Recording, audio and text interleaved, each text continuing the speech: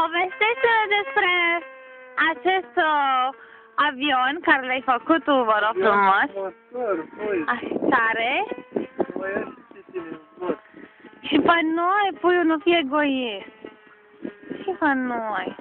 E făcut din dragoste. Pui pe cameră așa ceva, Doamne ferește. Se mă uită copiii. Deci așa faci tu noaptea, a?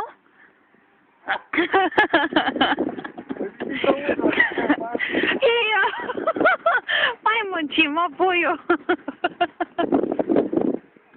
A? Și tu. Deci așa.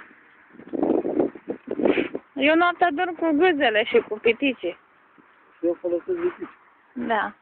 Și ia uite la veselul meu. Aha.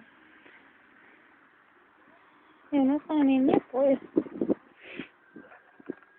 Acum desfaci acolo la găurică. Da. Și se duce la pietărică. Ce-am făcut? S-a rupt o rost?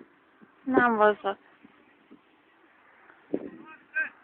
S-a fugit o roată, s-a dus o roată.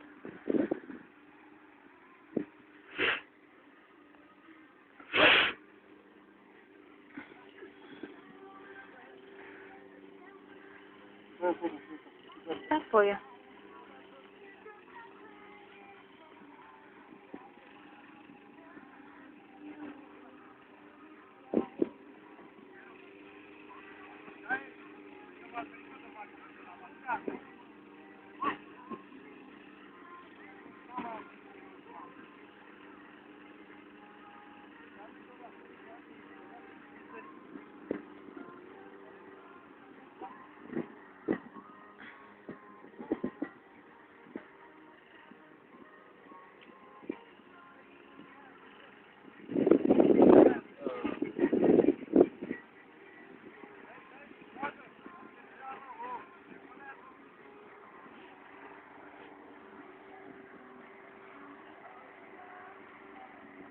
Asta ne două luni de păciuela.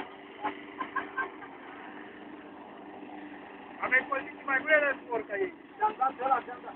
Da. I-am făcut film. Am făcut film.